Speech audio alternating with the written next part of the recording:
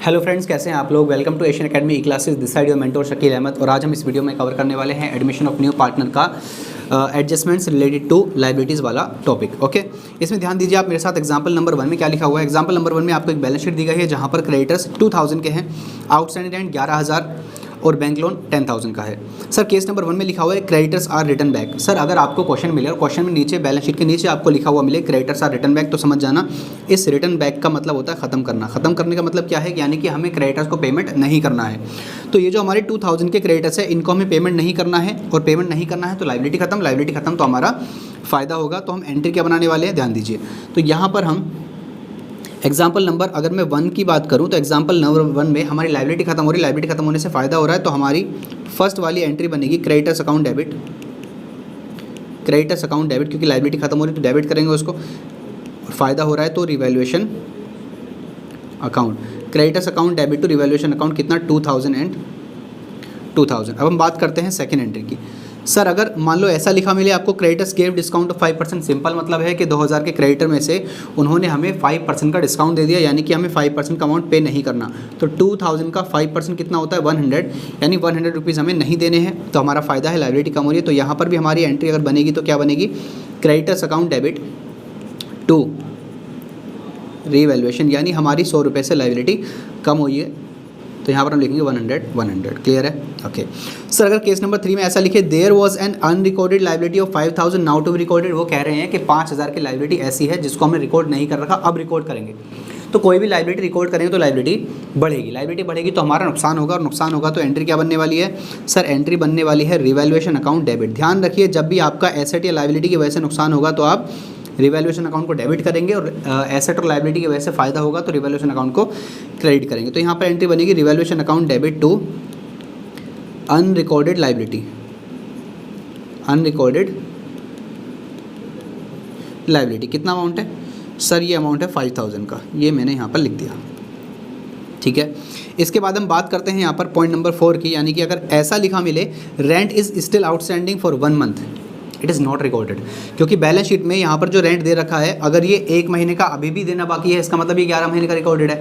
तो अगर ये 11 महीने का रिकॉर्डेड तो 1 महीने कैसे निकालेंगे, 11000 का अमाउंट डिवाइड बाई 11 महीने का है, तो 1 महीने कैसे निकलेगा, मल्टीप्लाइड बाई 1 बिकम्स व्हाट 1000, यानी 1000 का अभी भी आउटस्टैंडिंग रेंट देना बाकी है। आप बताइए आउटस्टैंडिंग रेंट जो रेंट दिया नहीं है वो देना बाकी है, एसेट है लाइबिलिटी, सर लाइबिलिटी है, देना बाकी है तो हमें रिकॉर्ड करना है। लाइबिलिटी रिकॉर्ड होगी तो लाइबिलिटी बढ़ेगी, लाइबिलिटी बढ़ेगी तो नुकसान होगा, और नुकसान होगा तो एंट्री क्या बनेगी, रिवैल्यूएशन अकाउंट डेबिट,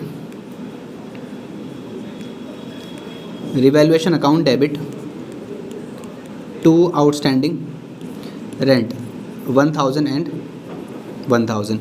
इसके बाद हम बात करते हैं यहाँ पर पॉइंट नंबर 5 की। अगर क्वेश्चन बोलता है बैंक लोन इज पेड, ये तो सिंपल है सर, बिल्कुल क्या करना है, अरे बैंक लोन का पेमेंट किया, लाइबिलिटी कम हो रही है, तो बैंक लोन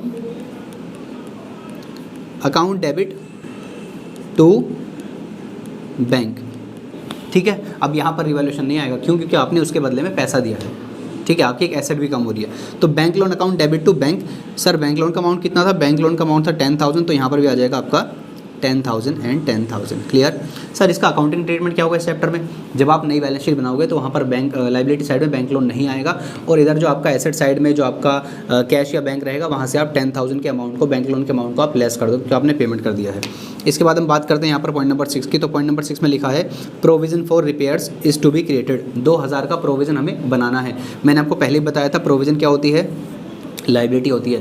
प्रोविज़न बनाओगे लाइबिलिटी बढ़ेगी, लाइबिलिटी बढ़ेगी नुकसान होगा, तो आपकी एंट्री बनेगी revaluation account debit, revaluation account debit to provision for repairs, to provision for repairs. How much, 2000 and 2000। Clear है यहाँ तक। ओके सर अब क्या करेंगे, अब हम बात करने वाले हैं यहाँ पर डी पार्ट की, यानी कि adjustments related to partners capital. कभी कभी आपको एडजस्टमेंट पार्टनर्स कैपिटल से रिलेटेड भी दी जाती हैं। कैसे, देखिए मेरे साथ में। एग्जाम्पल नंबर 1 की बात करते हैं, तो हम यहाँ पर मैं लिख देता हूँ एग्जाम्पल नंबर 1। तो एग्जाम्पल नंबर 1 में ध्यान दीजिए, यहाँ पर बोला गया है ए और बी 2 पार्टनर्स है, 1:1 का इनका रेशो है, और यहाँ पर आपको बैलेंस शीट दी गई है।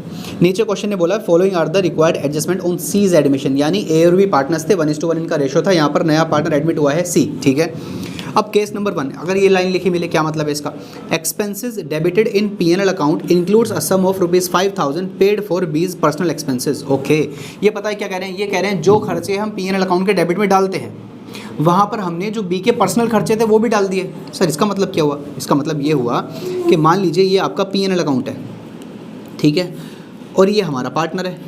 अब देखो पार्टनर के जो पर्सनल एक्सपेंस होते हैं, आप खुद ही बताइए क्या वो बिज़नेस के एक्सपेंस है? नहीं सर अगर वो पर्सनल एक्सपेंस बिजनेस से पैसा गया है तो उसको हम क्या बोलते हैं? ड्राइंग। अब ये बताइए ड्राइंग की वजह से पार्टनर्स की जो कैपिटल होगी वो बढ़ेगी कम हो जाएगी? सर आंसर इज कम हो जाएगी। लेकिन हमने क्या कम कर दिया, हमने अपने P&L अकाउंट के प्रॉफिट को कम कर दिया। मतलब सर मतलब ये है कि इसकी ड्राइंग फॉर एग्जांपल 2000 है और मान लीजिए यहाँ P&L अकाउंट में जो नेट प्रॉफिट है वो मान लो 20,000 है, ठीक है, और यहाँ पर कुछ बिजनेस के खर्चे हैं जैसे ऑफिस का रेंट गया, और ऑफिस का रेंट मान लेते हैं ऑफिस का रेंट गया 5,000, तो यहाँ पर नेट प्रॉफिट कितना बचना चाहिए था? सर नेट प्रॉफिट बचना चाहिए था 15,000, बट हमने गलती क्या कर दी, ये 2,000 हमने इस पार्टनर की कैपिटल को डेबिट करने चाहिए थे, यानी कैपिटल में डालने चाहिए थे ड्राइंग की वजह से, ताकि इसकी कैपिटल कम होती, ठीक है ना। बट हमने गलती क्या कर दी, इस 2,000 की इसकी ड्राइंग को हमने यहाँ पर डाल दिया P&L अकाउंट के डेबिट में, और वही बी का एक्सपेंस मान करके कितना 2,000। अब आप बताइए अगर आपने वो खर्चा जो P&L अकाउंट के डेबिट में आना ही नहीं चाहिए था आपने फिर भी लिख दिया, तो हमारा प्रॉफिट बढ़ा होगा कि कम हो गया होगा? सर कम हो गया होगा। इसका मतलब हमारा प्रॉफिट 2,000 से कम हो गया है, जबकि कैपिटल 2,000 से कम होनी चाहिए थी। सर अब क्या करें? अरे उसके कैपिटल को अब कम कर दो। अगर आपने पहले कम करनी थी कैपिटल को, बट पहले आपने की नहीं, तो कैपिटल को 2,000 से अब कम कर दो और प्रॉफिट को बढ़ा दो। अब देखो यहाँ पर सर P&L अकाउंट तो है नहीं, यहाँ पर तो रिवैल्यूएशन अकाउंट है प्रॉफिट और लॉस के लिए, तो सर रिवैल्यूएशन अकाउंट को बढ़ा देंगे, उसके प्रॉफिट को रिकॉर्ड कर लेंगे। तो ध्यान दीजिए अगर ऐसा कुछ लिखा मिलेगा तो बी ये है, ऐसे केस में एंट्री आपकी बनेगी, लिख देता हूँ यहाँ पर केस नंबर 1, ऐसे केस में आपकी एंट्री बनेगी B's capital account debit, क्योंकि पहले इसका अकाउंट डेबिट नहीं हुआ था ड्राइंग की वजह से, ठीक है। B's capital account debit to revaluation account. समझ आई क्या बात? कितना अमाउंट था ये अमाउंट था 5,000, तो यहाँ भी आ जाएगा 5,000, यहाँ भी आ जाएगा 5,000। Is it clear? Yes. Case number 2 की बात करते हैं। यहाँ पर लिखा है out of the creditors a sum of 25,000 is due to C. Oh sir C कौन है?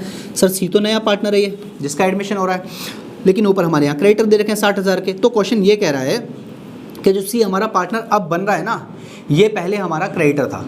ये जो सी है जो पार्टनर हमारा अभी बन रहा है, ये पहले हमारा कौन था? क्रेडिटर था। इसको हमें 25,000 रुपीज़ देने थे, मतलब मैं बिजनेस हूँ, हमें इसको कितने रुपए देने थे? 25,000। अब मान लो, ऐसा मान लो, केस नंबर 2 की बात कर रहा हूँ, अगर सी हमारा क्रेडिटर था, मैं यहाँ लिखता हूँ क्रेडिटर, सी अगर हमारा क्रेडिटर था, ठीक है, और इसको अगर हम पेमेंट करते इसका 25,000 का, तो हम यहाँ पर एंट्री क्या बनाते? Creditor account debit to cash 25,000 and 25,000, यही करते हैं ना। पर उसके बाद क्वेश्चन कह रहा है which will be transfer to his capital, यानी कि उसको पेमेंट नहीं करेंगे हम, बल्कि उतना अमाउंट जितना उसको देना था वो हम क्या करेंगे? कैपिटल मंगा लेंगे। अब एक बात को समझो आप मेरे साथ, देखो ये हमारा 25,000 का क्रेडिटर था, अगर हम इसको पहले पेमेंट करेंगे तो एंट्री क्या बनाएंगे? Creditor account debit to cash, payment करने के लिए। फिर हम इससे बोलेंगे भाई अपने घर से कैपिटल लेकर आए 25,000, तो ये कैपिटल लेकर आएगा, और कैपिटल लाने की एंट्री क्या बनाएंगे? Cash account debit to C's capital. अरे यही तो होगा ना, पहले वो हमारा क्रेडिटर था, उसको हमने पेमेंट किया creditor account debit to cash, ठीक है ना।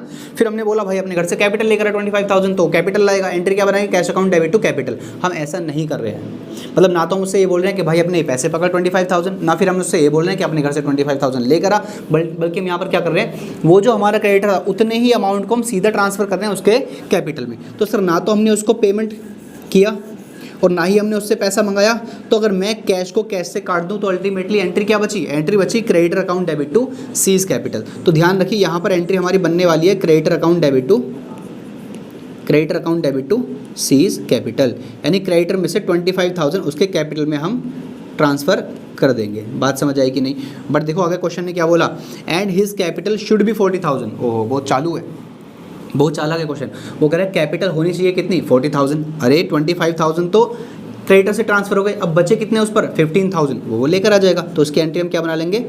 Cash account debit to C's capital, यानी 25,000 तो हमने उसके क्रेडिटर वाले अमाउंट से ट्रांसफ़र कर दिए और 15,000 वो लेकर आ जाएगा, उसकी एंट्री बना दी हमने, ठीक है। अब हम बात करते हैं थर्ड पॉइंट की। थर्ड पॉइंट में क्या है? Expenses on revaluation amounting to 5,000 is paid by B.